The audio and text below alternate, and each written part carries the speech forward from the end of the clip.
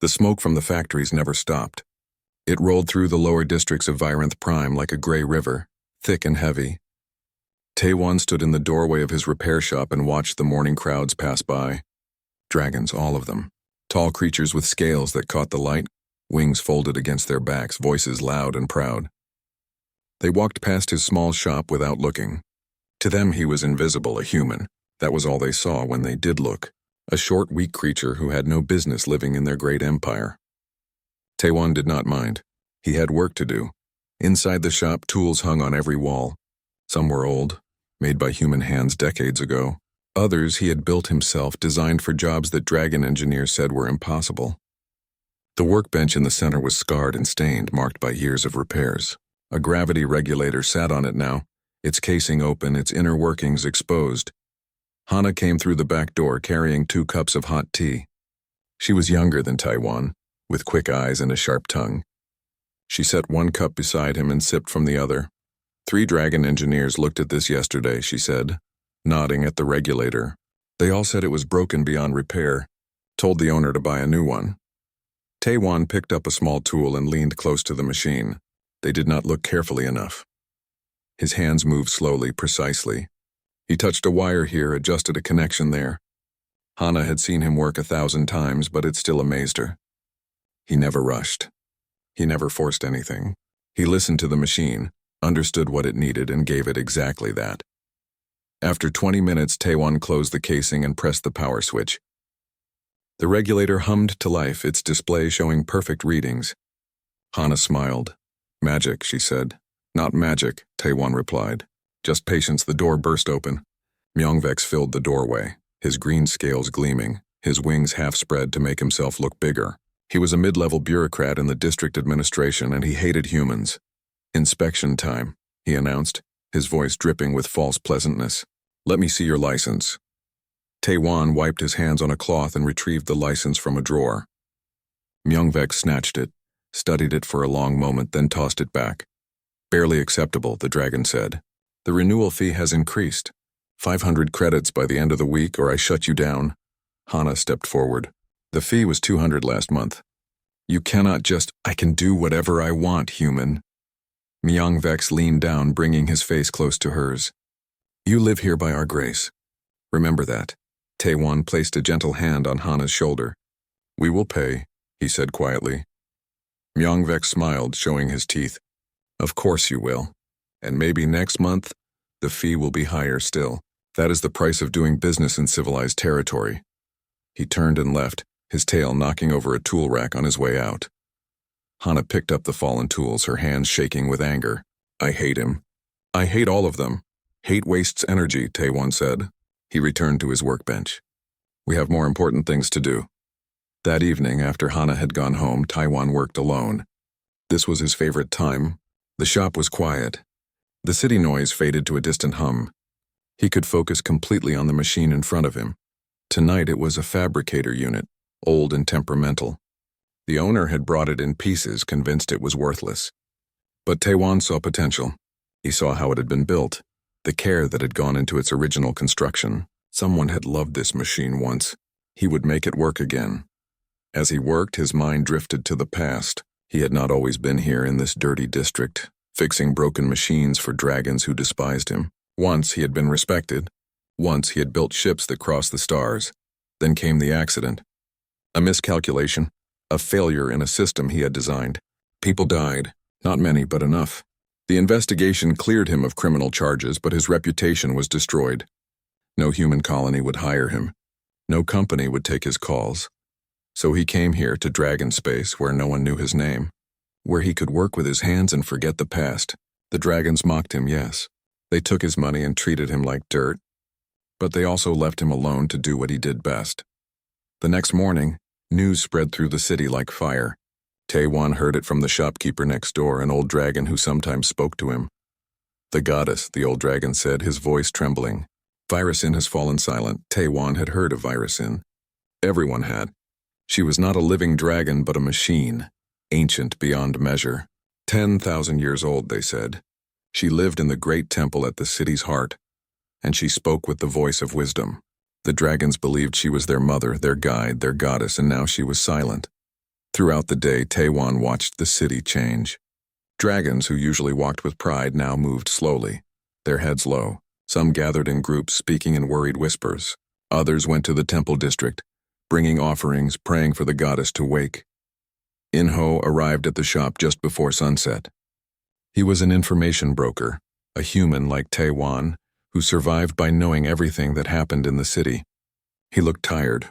"This is bad," In-ho said, accepting a cup of tea from Hana. "Really bad. Virasin is not just a religious symbol.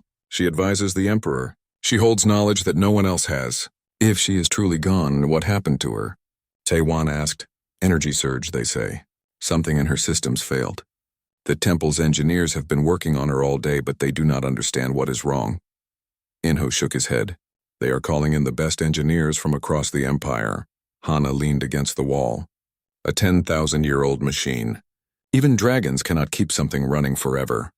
"Maybe," Taewon said softly. He was thinking about the problem, unable to help himself. A machine that old would be built on principles different from modern technology. The engineers looking at it would be trained in current methods. They might not understand what they were seeing. 3 weeks passed. Every few days an announcement came from the temple.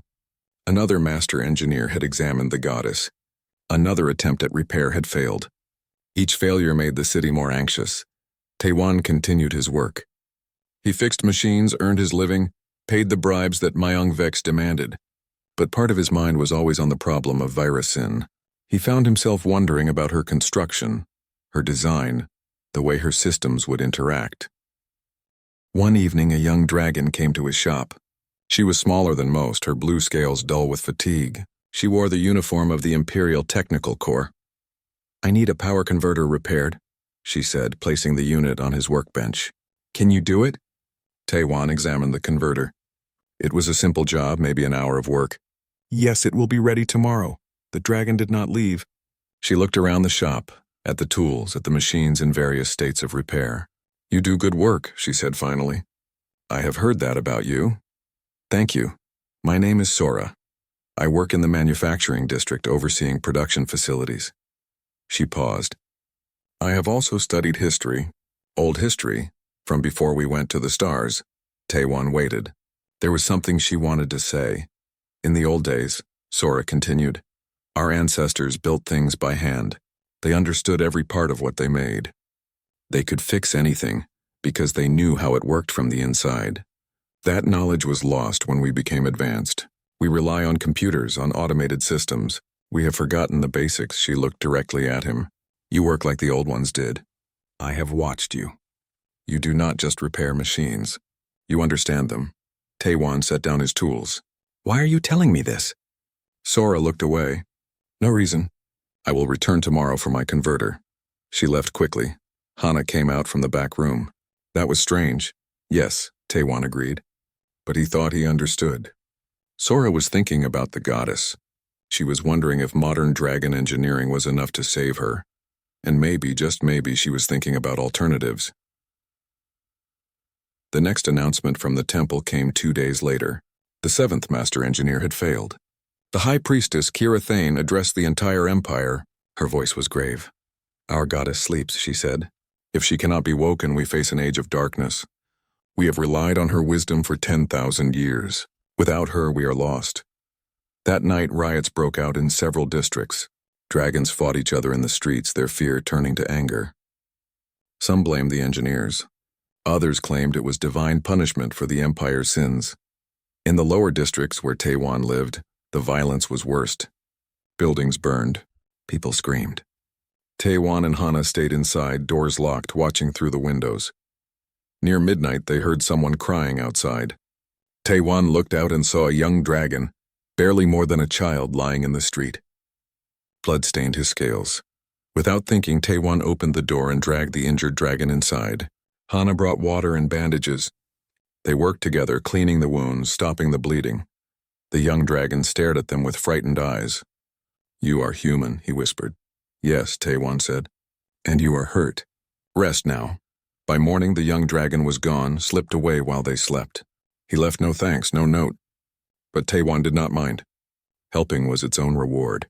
The city was quieter now. exhausted by its own violence. Taewon opened his shop and began the day's work. He did not know that everything was about to change. He did not know that in a few hours Imperial guards would come to his door with a summons that would transform his life forever. For now he simply worked, his hands steady, his mind clear. A mechanic in the shadows, invisible to the great empire around him, but not for much longer. Sora stood in the council chamber, her scales cold with fear.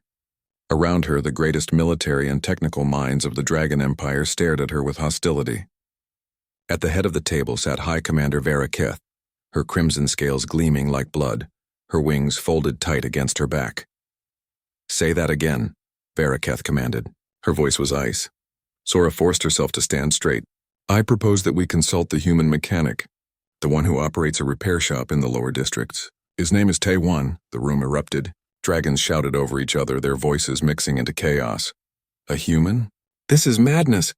You would allow a lesser species to touch our goddess?" Varaketh raised one clawed hand. The room fell silent. She looked at Sora with eyes that had seen 100 battles. "Explain," she said. Sora pulled out a data tablet. "I have been observing this human for several months. He repairs machines that our own engineers declare impossible to fix. He works with methods that are old, methods that our ancestors used before we automated everything. Virasin was built 10,000 years ago, using those same old methods." She showed them images of Taewon's work, complex machines restored to perfect function, technical reports from customers who could not believe their broken equipment worked again. "This proves nothing," one of the senior engineers said. "Simple repairs are not the same as understanding something as complex as the goddess." 7 master engineers have failed," Sora replied. "Each one trained in modern techniques. Each one unable to diagnose the problem. Perhaps modern techniques are not enough." The room exploded again. Dragons accused Sora of dishonoring their profession, of betraying her own kind, of being a fool. Varaketh let them shout. She studied the images on Sora's tablet. Her face showed nothing, but her mind was working. She had a duty to the Empire. Pride was one thing. Duty was another. Finally, she spoke. "I will consider this proposal." "The meeting is over." The dragons filed out, their anger obvious. Sora remained behind. Varaketh approached her. "You have risked your career for this," the High Commander said quietly. "Why?" Sora met her eyes. "Because the goddess must be saved. Nothing else matters." Varaketh nodded slowly. "If I allow this, if the human fails, you will be blamed. Your life as an engineer will be over." "I know," Sora said. "So be it. I will send guards to bring him to the temple." Taewon was replacing a circuit board when the guards arrived. 5 of them, armored and armed, filling his small shop with their presence. Hana stepped in front of Taewon, her hands shaking but her voice steady. "What do you want?" The lead guard, a massive dragon with silver scales, looked at her like she was an insect. "We are here for the human male. He is summoned to the Eternal Flame Temple." Taewon set down his tools. "I will come." "Taewon, no." Hana grabbed his arm. "This could be a trap. They could... If they wanted to harm me, they would not need to bring me anywhere," he said gently. "Wait here. I will return." The journey to the temple district took 20 minutes. The guard said nothing to Taewon. They walked in formation around him, making sure everyone could see that they were escorting a prisoner, not a guest. Dragons on the street stopped to stare. Some pointed. Others laughed. A human, being taken to the sacred temple. This would be entertainment. The Eternal Flame Temple rose before them like a mountain. It was carved from a single piece of black stone, thousands of years old, covered in symbols that Taewon could not read. At its peak, flames burned, never extinguished, the symbol of Virasin's eternal presence. Except now the goddess was silent. They brought him to the inner sanctum. It was a vast circular chamber, its ceiling lost in shadows high above, and in the center she stood, Virasin. She was beautiful. That was Taewon's first thought. 30 feet tall, shaped like a dragon but clearly mechanical. Her body was made of metal that seemed alive, shifting colors in the light. Her eyes were dark crystals, empty now. Her wings were spread wide, frozen in mid-movement. Cables and tubes connected her to the floor, to the walls, to systems Taewon could only guess at. Around her, diagnostic equipment blinked and hummed, operated by dragon engineers who looked exhausted and defeated. "This is blasphemy." The voice came from an ancient dragon who stood near the goddess. She wore robes of white and gold. Her scales were pale with age. This was Kira Thane, the High Priestess. She walked toward Taewon, her eyes burning with fury. You bring a human into this sacred place? A creature who knows nothing of our ways, who has no respect for our goddess? Varaketh stepped forward. I bring him because we have no choice. Every engineer in the Empire has failed. Will you let the goddess remain silent because of your pride? Kira Thane turned her fury on the High Commander. My pride? This is about the sanctity of our most holy. Enough. Varaketh's voice cut through the argument. She looked at Taewon. You have 3 days. Examine the goddess. Tell us what is wrong with her. If you can propose a solution, we will consider it. If you waste our time, you will be expelled from this planet. Do you understand? Taewon looked up at Virasin. Even silent, even broken, she was magnificent. He could see the craftsmanship in every line, every joint, every detail. Whoever built her had been a master. They had loved their work. I understand, he said. The dragon engineers watched him with cold eyes as he approached the goddess. Some whispered insults. Others laughed quietly. This human thought he could succeed where they had failed? It was ridiculous. Taewon ignored them all. He walked slowly around Virasin, studying her from every angle. He did not touch anything yet. He simply looked, his mind working, beginning to understand. The first day, he did nothing but observe. He asked for the diagnostic reports from the previous engineers and read them all. He studied the goddess's construction, her power systems, her neural architecture. On the second day, he requested access to the temple archives. Kira Thane refused at first, but Varaketh overruled her. Taewon spent hours reading ancient texts, learning about the goddess's creation, about the engineers who built her. They had used principles that modern dragons had forgotten. They had grown parts of her, not assembled them. They had worked with biological processes as well as mechanical ones. They had created something that was neither fully machine nor fully alive. On the third day, Taewon began his examination. He used tools that the dragon engineers mocked as primitive, a simple multimeter, a basic oscilloscope, his own hands feeling for vibrations, for heat, for the tiny signs that something was wrong. He worked in silence, entering a state of complete focus. The temple faded away. The watching dragons disappeared. There was only him and the machine. Hours passed. Then just before sunset he stood back. He had found it. Varaketh approached him. Well? Taewon gestured to a section of the goddess's back, where hundreds of crystalline circuits connected to her main processing core. There is a fracture here, very small, almost invisible. It has been growing for centuries. The recent power surge made it critical. The fracture disrupted the quantum coherence in her neural matrix. That is why she is silent. One of the dragon engineers stepped forward. Impossible. We scanned that section thoroughly. There is no fracture. Taewon picked up a scanning device. Your scanners look for modern materials. This section is made of something older. The fracture is in a substrate layer that your equipment cannot detect. He adjusted the scanner's settings and ran it over the area. The screen showed a thin line like a crack in glass. The engineer's face went pale. Other dragons crowded around, staring at the scan. Varaketh's expression remained neutral, but her eyes showed surprise. So you have found the problem, she said. Can you fix it? Taewon looked up at the goddess. This is not a simple repair. The fracture has caused cascading failures throughout her systems. To restore her, I would need to rebuild major sections of her neural core. It would take months. Maybe 6, maybe more. Can you do it? Varaketh repeated. He met her eyes. Yes, the room erupted in argument. Dragons shouted about the impossibility, the danger, the insult of letting a human attempt such work. Kira Thane demanded that the Emperor be consulted. The engineers declared it would never work. Through it all, Taewon stood quietly, waiting. He had said what he could do. Now it was up to them to decide if they would let him try. That night, the Imperial Council met in emergency session. The debate lasted until dawn. Some argued that accepting human help would destroy dragon pride. Others insisted that saving the goddess justified any compromise. Finally, the Emperor himself made the decision. He was an ancient dragon, his scales faded to gray, his voice weak but still commanding. Let the human work, he said, but with conditions. He will be watched at all times. If he fails, he will be banished forever, and he must train our engineers in his methods. When the goddess is restored, we must not need outside help again. They brought Taewon the news the next morning. He accepted the conditions without argument, without negotiation. He simply asked when he could begin. Varaketh studied him with new eyes. This human showed no pride, demanded no special treatment, asked for nothing except the chance to work. It was unexpected, perhaps even admirable. You may begin immediately, she said. We will provide whatever tools and materials you require. Taewon bowed slightly. Thank you. I will need my assistant, Hana, and I would like Sora to be assigned as the lead dragon apprentice. Granted. Anything else? He looked up at the silent goddess. I will need time, and patience, and faith that this can be done. Kira Thane spoke from the shadows. Faith is something we have in abundance, human. The question is whether you deserve it.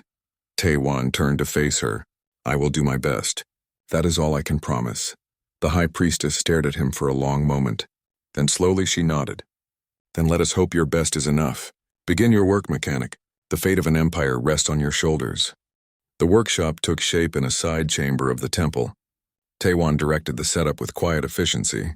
He asked for specific tools, some so old that the dragon manufacturers had to search ancient records to learn how to make them again. Hana arrived the second day, carrying a bag of their personal tools. She looked around at the grand temple, at the dragons watching them with suspicious eyes, and at Taewon standing calmly in the center of it all. This is insane, she whispered. Yes, Taewon agreed, but it is also necessary. Come, there is much to do. Sora joined them that afternoon. She looked nervous, her scales dull with stress. The other dragon engineers avoided her, angry that she had supported bringing a human to the temple. They hate me now, she said quietly to Taewon. Then prove them wrong, he replied. Help me save the goddess. That is all that matters. The work began slowly. Taewon moved with deliberate care, explaining each step to Sora and the other dragon apprentices assigned to watch him. 5 young engineers sent to learn but clearly reluctant. First, they had to access Virasin's damaged neural core. This meant removing panels that had not been opened in thousands of years. The seals had fused with age. Modern tools would have shattered them. Taewon used heat and patience. He warmed the seals gradually, letting the ancient materials expand at their own pace. It took 3 days to remove the first panel. The dragon engineers complained about his slow methods. Why not use a cutting torch? One demanded. This is wasting time. Taewon gestured to the panel now removed without damage. Because this panel must be replaced exactly as it was. If we cut through the seals, we cannot recreate them. The goddess's internal environment must remain precise. The engineer said nothing, but his expression showed doubt. Sora, however, was beginning to understand. She watched Taewon work with growing respect. He did not just repair machines. He honored them. He treated the goddess with reverence, not through prayer, but through perfect care. Inside the panel, they found the neural core. It was beautiful and terrible. Thousands of crystalline circuits, each one grown rather than manufactured, each one unique. The fracture Taewon had identified ran through 17 of these circuits. How can you possibly repair this? Sora asked, staring at the complexity. One piece at a time, Taewon said. We cannot rush. Each circuit must be removed, studied, and rebuilt.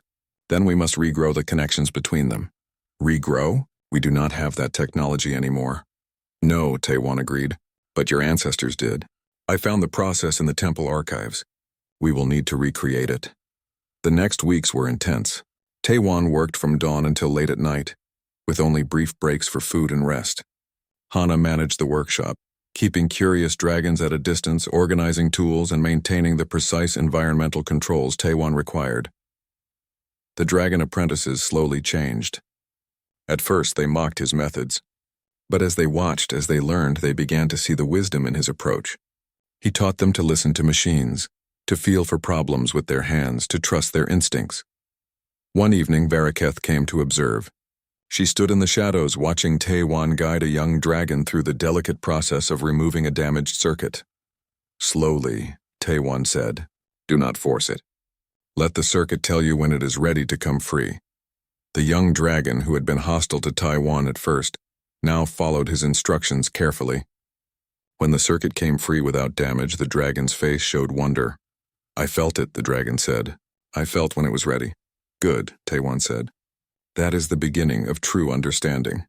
Varaketh left without announcing her presence. But something had shifted in her view. This human was not just fixing a machine. He was teaching dragon engineers skills their own masters could not. 2 months into the work, they reached a critical milestone. The damaged circuits had been removed and analyzed. Taewon had recreated the ancient growing process, using equipment built from scratch based on 10,000-year-old designs. Now it was time to test if the new circuits would work. The entire temple gathered to watch. Even Kira Thane, who had barely spoken to Taewon since the work began, came to observe. The High Priestess's expression was unreadable. Taewon installed the first new circuit with hands that did not shake.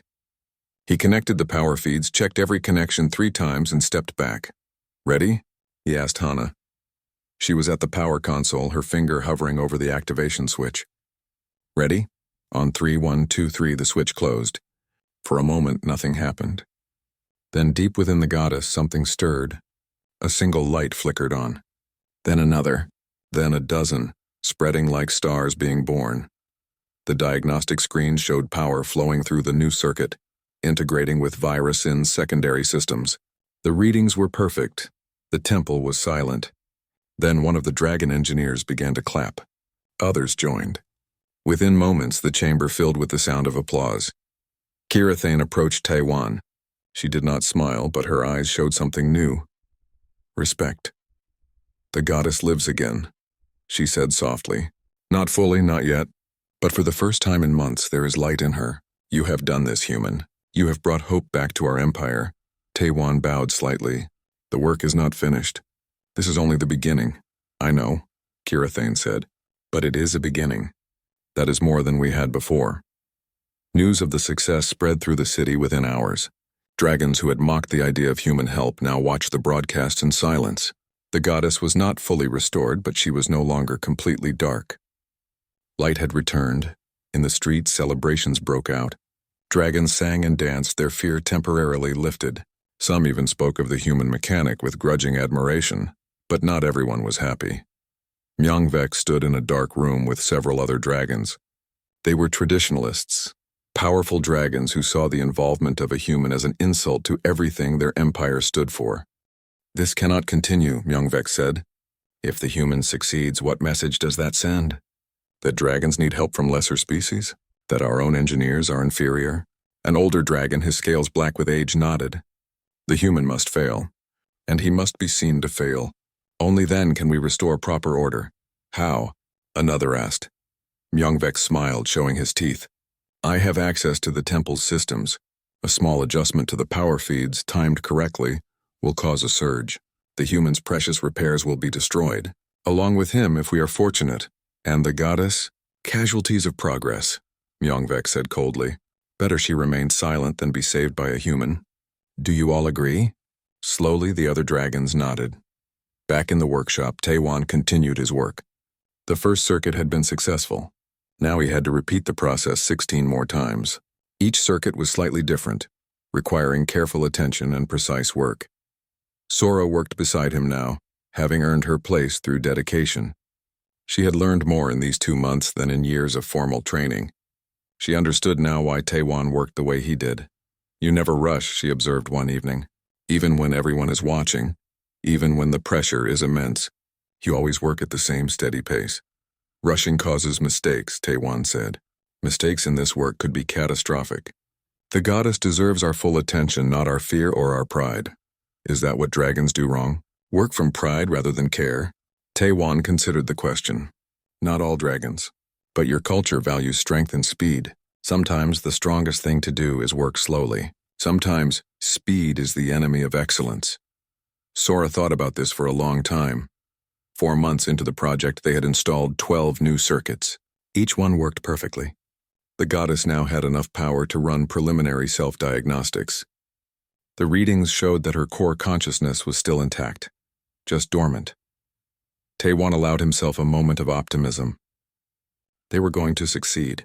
Against all odds, against all skepticism, they were actually going to restore the goddess. Then, on a morning that started like any other, Hana noticed something wrong.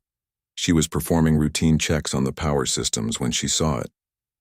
A small modification in the feed regulators, something that should not be there. It was subtle, carefully hidden, but Hana had been working with these systems for months. She called Taiwan over immediately. "Look at this," she said, pointing to her screen. Taiwan studied the data. His face went pale. "This will cause a massive surge during the next major power-up." "It is sabotage. When is the next power-up scheduled?" Taiwan checked the schedule. "Today, in 3 hours." They stared at each other. 3 hours to find the sabotage, remove it, and verify that nothing else had been tampered with. It was not enough time. "We could postpone the test," Hana said. "No. Whoever did this will just try again. We need to remove it now and continue as planned. But carefully. Very carefully." They worked with desperate speed. Taiwan traced the modification through the system, finding 3 separate tampering points. Removing them was dangerous. One wrong move and he could trigger the very surge they were trying to prevent. An hour before the scheduled test, Varaketh arrived with observers. The temple was filling with dragons who wanted to see the next stage of the goddess's restoration. Taiwan was still working, his hand steady despite the pressure. He had removed 2 of the 3 sabotage points. The third was the most dangerous, buried deep in a critical power junction. 30 minutes to the test. He had to access the junction directly, which meant shutting down safety systems. It also meant putting his hands into a space where, if power suddenly flowed, he would be electrocuted instantly. Hana saw what he was planning. "No, Taiwan, that is too dangerous. There is no other way, then postpone the test." He looked at her gently. "And let the saboteur try again?" "No. This ends now." He opened the access panel and reached inside. The junction was hot, humming with latent energy. His fingers found the sabotage device. It was small, magnetic, attached to a critical relay. Removing it required delicate pressure at exactly the right angle. Too much force and it would trigger. Too little and it would stay attached. Taiwan closed his eyes, letting his sense of touch guide him. He applied pressure, felt the resistance, adjusted his angle. The device came free, but as it did, a surge began anyway. Someone had built in a failsafe. The device sent a signal as it disconnected, triggering a backup. Power flooded into the junction. Taiwan felt it coming, felt the energy building. In seconds, it would discharge, destroying months of work and killing everyone nearby. There was only one option. He grabbed the main power relay with both hands and pulled, ripping it free from its housing. Electricity coursed through his body. He screamed. The lights in the temple flickered and died as he collapsed, smoke rising from his burned hands. But the goddess was safe. The power had discharged through him instead of through her systems. He had saved her. As consciousness faded, Taiwan's last thought was that he hoped someone else could finish the work. The goddess deserved to wake. She deserved to see her people again. Then darkness took him. Taiwan woke to the smell of healing salves and the sound of quiet voices. His hands were wrapped in thick bandages. Pain pulsed through his arms with every heartbeat. He tried to move and gasped, "Do not move." Hana was beside him, her eyes red from crying. The doctor said, "You need to rest." Memory flooded back. The sabotage. The power surge. He looked at his bandaged hands. How bad? Hana hesitated. 3rd-degree burns on both hands. The doctors said you will recover, but it will take time. Weeks, maybe months. The goddess? Safe, you saved her. You saved everyone in that room. Hana's voice broke. You almost died, Taiwan. But I did not. And the work can continue. The door opened. Varaketh entered, her massive form filling the small medical room. She looked at Taiwan for a long moment. "We found the saboteurs," she said. Her voice was cold fury. Myongvex and 4 others. They planted the devices. They were willing to let the goddess die to prevent a human from saving her. Taiwan said nothing. He felt no satisfaction in being proven right. Varaketh stepped closer. "You threw yourself between death and our goddess. You sacrificed your body to protect her. Why?" "Because she needed protecting," Taiwan said simply. The High Commander studied him. Then slowly she lowered her head in a bow. A dragon bowing to a human. It was unheard of. "I was wrong about you," she said. "I saw only your species. I did not see your character. You have more honor than many dragons I know. I apologize." Taiwan nodded, accepting the apology. "When you are healed," Varaketh continued, "you will complete your work, and I will personally ensure that no one interferes again." Over the next days, something changed in the city. News of what happened spread quickly. A human had nearly died saving the goddess. The saboteurs were dragons, not humans. The story forced many to question their beliefs. Dragons began visiting the temple, bringing gifts for the human mechanic. Flowers, food, books, small tokens of respect. The pile of offerings grew until it filled an entire room. Sora came every day to update Taewon on the work. The dragon apprentices had continued in his absence using the methods he had taught them. "We installed 2 more circuits," she reported. "Slowly, carefully, exactly as you showed us. The goddess's power levels continue to rise." "Good," Taewon said. "You are learning well." Sora hesitated. "When I first suggested bringing you to the temple, I did it out of desperation. I thought you might succeed where we had failed. But now I understand something deeper. You did not just teach us to repair the goddess. You taught us how to think about our work differently." "How so?" "We were trained to see machines as tools, as objects to be controlled. You see them as things to be understood, respected. You listen to them. And in doing so, you hear things we miss." Kirathane visited on the 5th day. The ancient priestess sat beside his bed and looked at him with eyes that had seen centuries pass. "I must apologize," she said. "I called your presence blasphemy. I said you had no respect for our goddess. I was wrong. You have shown more devotion to her than I have seen from any priest in generations. You were protecting something sacred to you," Taewon said. "That is not wrong, perhaps, but I was also protecting my own pride. The idea that only dragons could care for the goddess. You have taught me that wisdom does not belong to any one species." She stood to leave, then paused. "When the goddess wakes, she will ask who saved her. I will be honored to tell her it was you." 3 weeks after the incident, Taewon returned to the workshop. His hands were still bandaged, still painful, but he could use them carefully. The dragon apprentices welcomed him back with genuine warmth. The work continued. Now, however, it was different. The dragons no longer watched him with suspicion. They watched with respect, with eagerness to learn. They asked questions and listened to his answers. 2 more months passed. The remaining circuits were installed one by one. Each test showed the goddess growing stronger. Her power system stabilized. Her self-diagnostic showed increasing integration. Finally, after 6 months of constant work, they reached the last step. All 17 circuits had been replaced and tested. The neural pathways had been regrown. The quantum matrices had been recalibrated. It was time to attempt full consciousness restoration. The entire empire watched. Broadcasts showed the temple chamber filled with dragons. The emperor himself had come to witness the moment.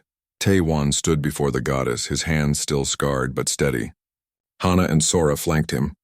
The dragon apprentices stood ready at their stations. Varakith approached. "Are you ready?" Taewon looked up at Virusin. He had spent half a year learning every detail of her construction. He knew her better than any living being. He knew her damaged circuits, her regrown pathways, her quantum heart. "She is ready," he said. "Whether we are ready for her, I do not know." Kirathane stepped forward. "Then let us begin. May the goddess return to us whole." Taewon nodded to Hana. She entered the activation sequence, her hands moving across the controls with practiced ease. Sora monitored the power levels, calling out readings. Primary systems online. Neural integration at 70%. Quantum matrices synchronizing. The goddess began to glow. Light spread through her body, following the paths of her restored circuits. Her crystal eyes flickered. Her wings moved slightly, testing their range. Then for a moment everything stopped. The lights dimmed. The readings flatlined. Taewon's heart sank, but he noticed something the others did not. A subtle vibration in the floor. A harmonic frequency building in the air. This was not failure. This was recalibration. "Wait," he said quietly. "She's checking herself." Running diagnostics. Let her work. The seconds stretched into minutes. The temple was utterly silent. Hundreds of dragons holding their breath. Then the goddess moved. Her head turned slowly, smoothly. Her eyes blazed with light, no longer empty but filled with intelligence. Her wings spread fully and the sound they made was like music. When she spoke, her voice filled the chamber, deep and resonant and beautiful. "I have slept," Virusin said. "I have been lost in darkness. But now I am awake. Now I am whole." The temple erupted. Dragons fell to their knees. Some wept, others cheered. Kyrathane pressed her forehead to the ground in deepest reverence. The goddess looked around the chamber, taking in everything. Then her gaze settled on Taewan. "Come closer," she said. Taewan approached, aware of every eye watching him. "I know what happened to me," Virusin said. "I felt the fracture growing. I felt myself failing. And I felt hands working on me in the darkness. Careful hands. Patient hands." "Were those your hands?" "Yes," Taewan said. "You are human." "Yes." The goddess was quiet for a moment. Then she lowered her great head until her eyes were level with his. "I was built 10,000 years ago," she said. In those days, dragons understood that mastery comes from within, not from species. We have forgotten that wisdom. "You have reminded us," she turned to address the entire chamber. "This human has done what our greatest engineers could not. Not because humans are superior, but because he approached the work with humility and care. He saw me not as a symbol to worship, but as a machine that needed understanding." Her voice grew stronger. "From this day forward, Taewan will be honored as a master engineer of the Empire. His methods will be taught in our academies, and the barrier between species will begin to fall. Wisdom knows no bloodline." The Emperor stood and proclaimed, "Let it be so." Taewan stood in the center of it all, feeling overwhelmed. He had not sought glory or recognition. He had simply done the work that needed doing. But looking around at the dragons who now saw him differently, at Hana and Sora who had become true partners, at the goddess who lived again because of patience and skill, he felt something he had not felt in years. He felt like he had found his place. Later, as the celebrations continued, Varaketh found him standing alone in the workshop. He was looking at the tools that had made this miracle possible. "The Emperor wants to make you his chief engineer," she said. "You would have authority over all technical matters in the Empire." Taewan shook his head. "No, that is not who I am." "Then what do you want?" He thought about it. "I want to teach. I want to build a place where humans and dragons can learn together. Where species does not matter, only skill and dedication." Varaketh smiled, a rare expression on her stern face. "Then that is what you will have. The Cross-Species Technical Institute with you as its founder. And Sora and Hana as co-directors," Taewan added. "Agreed. You have changed more than just the goddess, Taewan. You have changed us all." She left him alone with his thoughts. Through the workshop windows, he could see the city celebrating. Lights and music filled the night. The Empire had its goddess back, and more importantly, it had learned something about itself. Taewan picked up one of his tools, feeling its familiar weight in his scarred hands. Tomorrow there would be new work to do. New machines to repair, new students to teach, new bridges to build between species. But tonight, he allowed himself to rest. He had earned it. 5 years had passed since the goddess awakened. Taewan stood on the balcony of the Cross-Species Technical Institute, looking out over what had once been the lower districts. The transformation was remarkable. Where there had been smoke and poverty, there were now clean streets and thriving workshops. The district had become the most prestigious address on Virenth Prime, not despite its history, but because of it. This was where the impossible had become possible. The institute itself occupied what had been 3 city blocks. It was a beautiful building, designed by both human and dragon architects working together. Its walls held classrooms where students of both species learned side by side. "Still admiring your handiwork?" Hana joined him on the balcony, carrying 2 cups of tea. She had changed over the years. No longer just an assistant, she was now a master instructor, renowned throughout the Empire for her teaching methods. Taewan accepted the tea. "I was thinking about how different things are now." Different is an understatement. Hana gestured to the street below, where dragon and human students walked together, discussing their projects. 5 years ago, a human could barely survive in this district. Now we teach dragons how to think. "We teach them how to learn," Taewan corrected gently. "There is a difference." Sora emerged from the building, her scales now bright with health and confidence. She had become the Institute's co-director, equal to Taewan and Hana in authority. She had also become something else, the leading voice for reform in dragon society. "The new applicants are here," she announced. 50 dragons, 30 humans, and 5 from other species. We will have to expand again. "Good problems," Taewan said with a slight smile. The Institute had grown beyond anyone's expectations. What started as a small school now had branches on 12 worlds. Students came from across the Empire and beyond, all seeking to learn the methods that had saved the goddess. But it was more than just technical training. The Institute taught philosophy alongside engineering. Students learned to see beyond species, to value skill over bloodline, to approach every problem with humility and care. Varaketh visited often. The High Commander had become one of the Institute's strongest supporters, using her influence to protect it from those who still resented the changes it represented. She arrived that afternoon, accompanied by 3 young dragons from her personal engineering corps. Master Taiwan, she greeted him formally, though her eyes showed warmth. Over the years they had become friends. I bring students who wish to learn from you directly. Taiwan looked at the young dragons. They watched him with respect, not the contempt he had once endured. Times had truly changed. Welcome, he said. You will start in the basic workshop. Everyone begins there, regardless of rank or experience. One of the young dragons hesitated. Even you started there? Especially me, Taiwan replied. I started there more than 30 years ago in a different place. And I return there every day because that is where the real work happens. After Varaketh left with her students, Taiwan walked through the institute. He did this often, checking on classes, answering questions, observing the next generation of engineers. In one classroom, a human instructor taught dragon students about quantum mechanics. In another, a dragon master led humans through exercises in metallurgy. The mixing of knowledge, the sharing of perspectives had created something new and powerful. But Taiwan's favorite place was still the main workshop. It reminded him of his old shop, though much larger and better equipped. Here, students worked on real problems, repairing machines for clients throughout the city. He paused to watch a mixed team of dragon and human students struggling with a complex engine. They were arguing, their voices rising. We should replace the whole power coupling, the dragon insisted. That wastes time, the human countered. We can repair it if we are patient, Taiwan approached. Why are you arguing instead of testing both approaches? The students looked at him, then at each other. The dragon spoke first. Because we want to be right. Wrong reason, Taiwan said. You should want to find the best solution. Test both methods. Learn from the results. Being right is less important than being effective. The students nodded and returned to work, this time cooperating instead of competing. That evening, Taiwan received a message. The goddess requested his presence at the temple. He had not seen Virusin in several months. She was maintained now by a team of engineers trained in his methods, both dragon and human working together.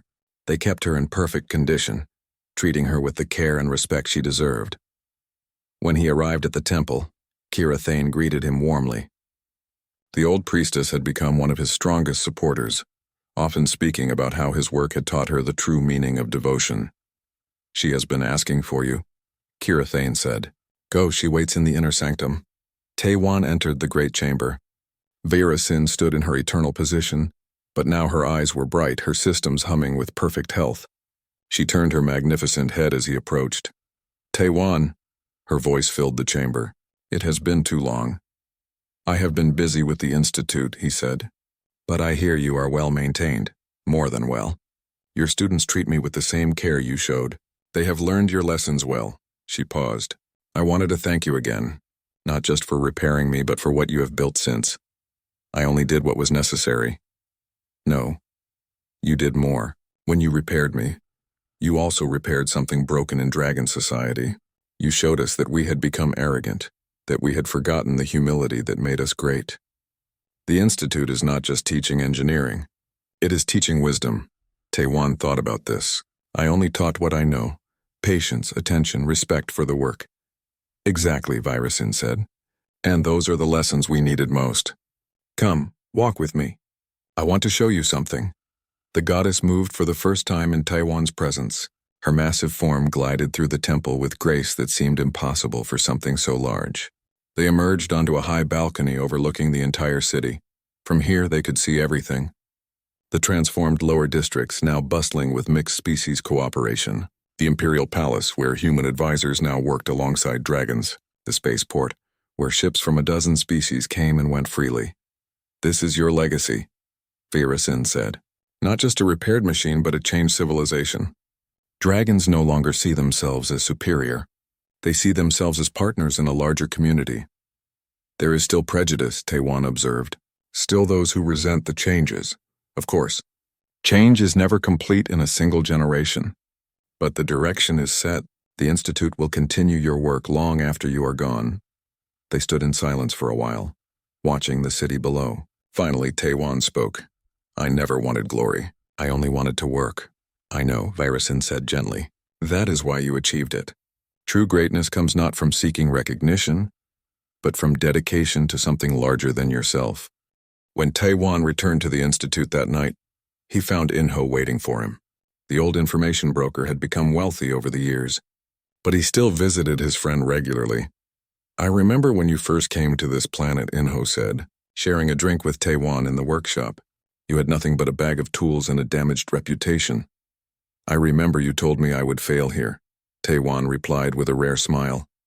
Inho laughed. I was wrong. But in my defense, who could have predicted this? You have done something impossible, my friend. You have made dragons respect humans not through strength, but through skill. Not just humans, Taewon corrected. I have taught them to respect competence wherever it comes from. Species is irrelevant to skill. After Inho left, Taewon remained in the workshop. This was still his favorite place, even more than his comfortable apartment or the director's office. Here, surrounded by tools and machines, he felt most himself. He picked up a small engine that a student had been struggling with. It was a simple repair, really. The student had been overthinking it, trying to apply complex solutions to a basic problem. Taewon set to work, his scarred hands moving with practiced ease. 20 minutes later, the engine purred to life. He smiled. Some things never changed. A young human student found him there near midnight. Master Taewon, why are you still working? You are the director. You do not need to repair student projects. Taewon looked up at her. I work because machines need attention. Because there is always something to fix, something to improve. Being director does not change that. The student thought about this. Is that why you stayed in your old shop even after becoming famous? Why you still live simply? I stayed because that is where I belong. Fame and comfort are not goals. They are distractions from the work. Then why do the work at all? Taewon smiled. Because machines deserve to function properly. Because broken things should be fixed. Because it is satisfying to take something that does not work and make it work again. That is reason enough. The student nodded slowly, understanding beginning to dawn. She had come to the Institute seeking glory and reputation. She was starting to see that the real reward was something simpler and more profound. After she left, Taewon cleaned his tools and prepared to close the workshop for the night. Through the windows he could see the lights of the city, the spaceport beyond, the stars stretching to infinity. He thought about his journey. From a disgraced engineer fleeing his past, to a mocked mechanic in the dragon slums, to the man who saved a goddess and transformed an empire. But in his heart, he knew he was still the same person. Still someone who fixed machines, still someone who worked with patience and care. The circumstances had changed, but not the fundamental truth of who he was. As he locked the workshop door, he heard footsteps. Hana and Sora approached smiling. We knew we would find you here, Hana said. Tomorrow the Emperor is hosting a ceremony honoring the Institute's 5th anniversary, Sora added. You will have to attend. You will have to make a speech. Taewon sighed. He hated speeches. What should I say? Tell them what you always tell us, Hana said. That skill transcends species. That patience defeats complexity. That the work itself is the reward. And maybe, Sora added with a smile, tell them that even a mocked mechanic from the slums can change the world, if he is willing to do the work. They walked together through the quiet streets, 3 friends who had transformed from outcasts to leaders. Behind them, the Institute stood tall, its windows dark now but ready to blaze with light and activity when morning came. And in the temple, the goddess watched over the city, her mechanical heart beating strong and steady, maintained by hands that had learned to see beyond species to the deeper truth of craftsmanship and care. The empire had changed. But more importantly, its people had changed. They had learned humility. They had learned cooperation. They had learned that true strength comes not from domination but from mutual respect. and they had learned it all from a quiet human who asked for nothing except the chance to work. That was his legacy. Not fame or power, but a simple truth demonstrated through action. That excellence knows no species, and that the greatest achievements come from those who work not for glory, but for the pure love of doing things right. The story of Taiwan would be told for generations, but he never saw himself as a hero. He was just a mechanic who did his job well, and sometimes that is exactly what the universe needs.